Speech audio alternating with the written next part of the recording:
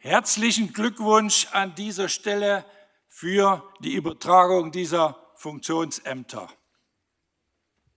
Meine Damen und Herren, es ist ein guter Brauch, dass der Alterspräsident in der konstituierenden Sitzung des Landtages die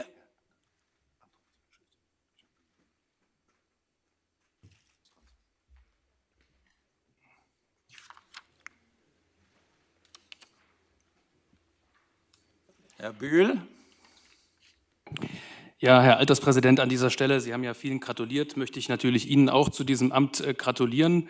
Und bevor wir in die weitere Tagesordnung eintreten, würde ich Sie bitten, Herr Alterspräsident, nach § 40 Absatz 2, da ja wir kurz auch vor Abstimmung stehen, spätestens zur Tagesordnung, festzustellen, dass wir beschlussfähig sind.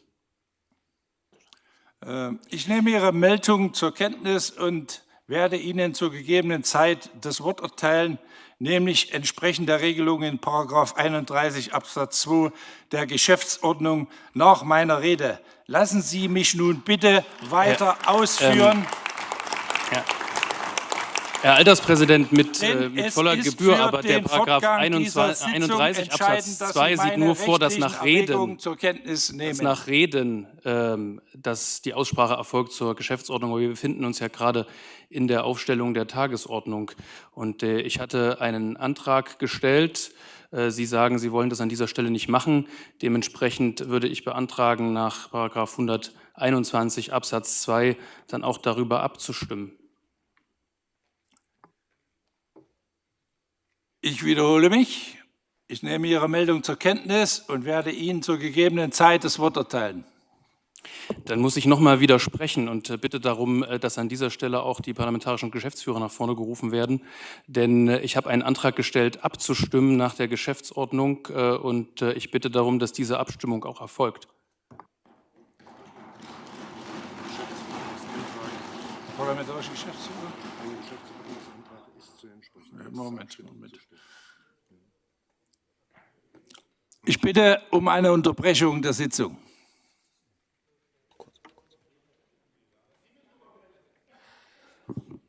Ja, ich habe es höflich gesagt, ich unterbreche die Sitzung.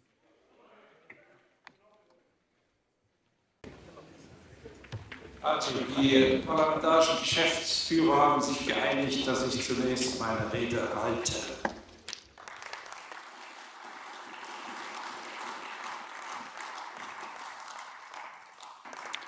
Ich neige dazu, so Link weiter, dass es sich hierbei nicht nur um einen parlamentarischen Brauch ohne rechtsverbindliche Wirkung, sondern sogar um verbindliches Recht, nämlich um den seltenen Fall von verfassungsrechtlichem Gewohnheitsrecht handelt. Soweit Dr. Link.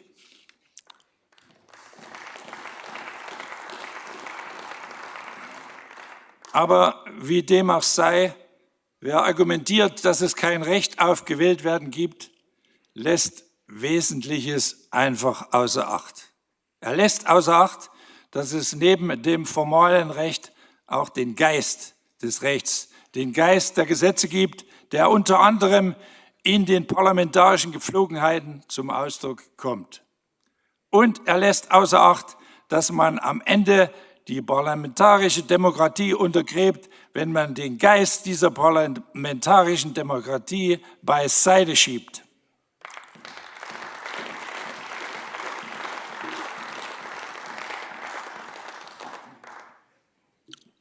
Meine Damen und Herren, die Menschen in Thüringen erwarten, dass wir im Geiste der parlamentarischen Demokratie handeln, auch dort, wo es keine formalen Rechtspflichten gibt. Sie erwarten, dass die Gepflogenheiten geachtet und dass ihr Wille, den Sie in der Wahl zum Ausdruck gebracht haben, berücksichtigt wird. Sie erwarten, dass keine Winkelzüge gespielt werden, die am Ende die Institutionen der Demokratie ruinieren.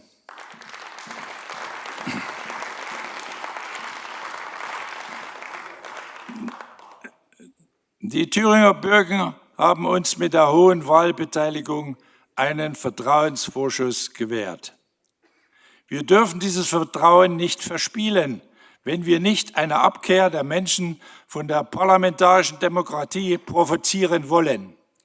Dies sollten wir bei den heute anstehenden Entscheidungen berücksichtigen. Wir sollten dabei bedenken, dass der Abgeordnete politisch den Wählern und sodann seinem Gewissen verpflichtet ist. Eduard Spranger, einer der bedeutenderen deutschen Denker des 20. Jahrhunderts, hat einmal bemerkt, Demokratie heißt, dass jeder ein Gewissen für das Ganze haben soll. Dieses Gewissen für das Ganze, das über den Tag hinausreicht, sollte uns heute und in der neuen Legislaturperiode leiten. Das erwarten die Bürger zu Recht von uns. Vielen Dank.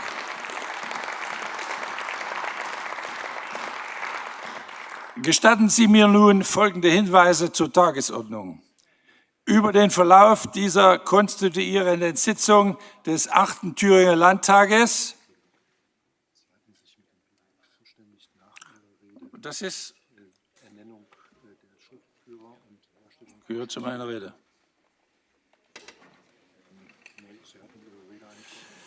Herr Alterspräsident, ich hatte mich gemeldet und wir hatten eine gemeinsame Verabredung mit allen parlamentarischen Geschäftsführern, dass Sie sodann jetzt die Beschlussfähigkeit feststellen, indem Sie die Namen der Abgeordneten verlesen und Sie bitten, ihre Anwesenheit zu bekunden. Und wir sind auch so verblieben, damit das entsprechend aufgeteilt ist, vorher die Schriftführer zu berufen.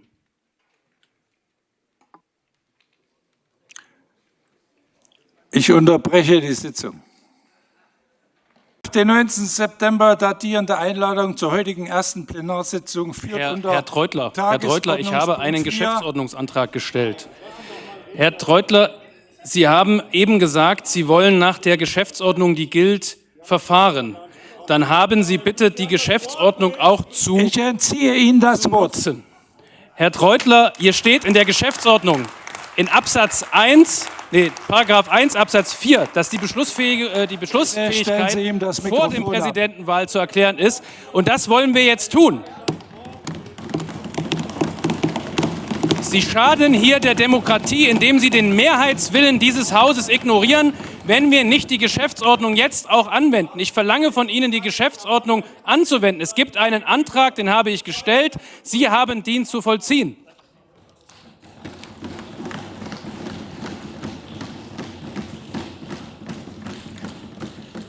Herr Bühl, ich ermahne Sie zur Ruhe.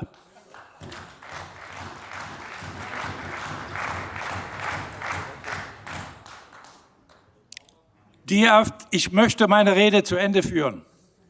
Die auf den 19. September datierende Einladung zur heutigen ersten Plenarsitzung führt unter Tagesordnungspunkt 4 die Behandlung eines Antrags zur Änderung der Geschäftsordnung auf.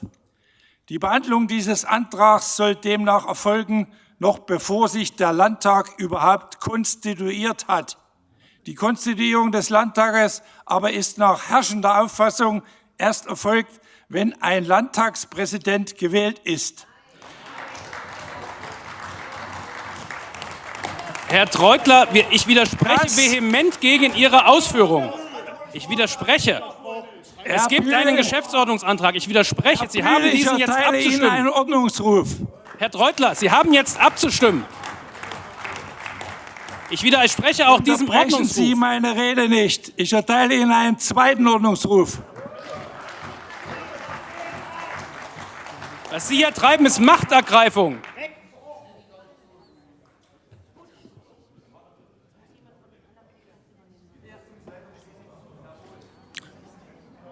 Ich wiederhole, die auf den 19. September datierende Einladung zur heutigen ersten Plenarsitzung führt unter Tagesordnungspunkt 4. Herr Alterspräsident, ich habe mich gemeldet, ich möchte einen weiteren Geschäftsordnungsantrag stellen und möchte wiederholen, dass wir sofort die Geschäftsordnungsanträge, die bislang im Raum stehen und meinen eigenen auch, zur Debatte stellen und hier die namentlichen Aufruf der Mitglieder des Landtages feststellen.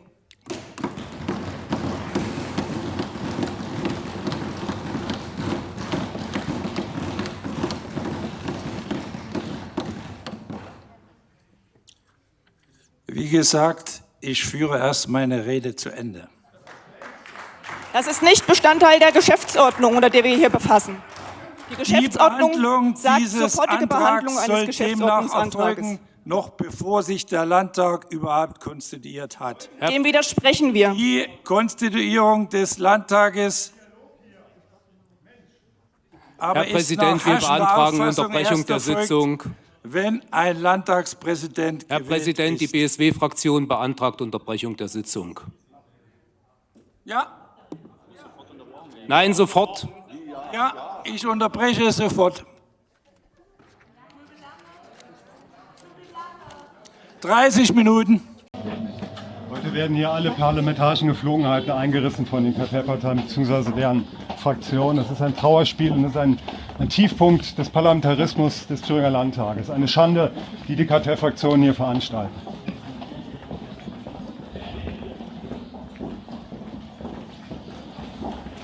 Herr Treuler, Ihr Eindruck?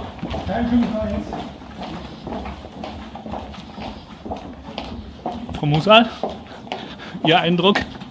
Mein Eindruck ist, dass die anderen Fraktionen den normalen Ablauf einer Landtagssitzung blockieren. Der Alterspräsident, der hat das Recht, die Sitzung zu leiten, und es wird offenbar immer wieder unterbrochen. Ich finde das unwürdig.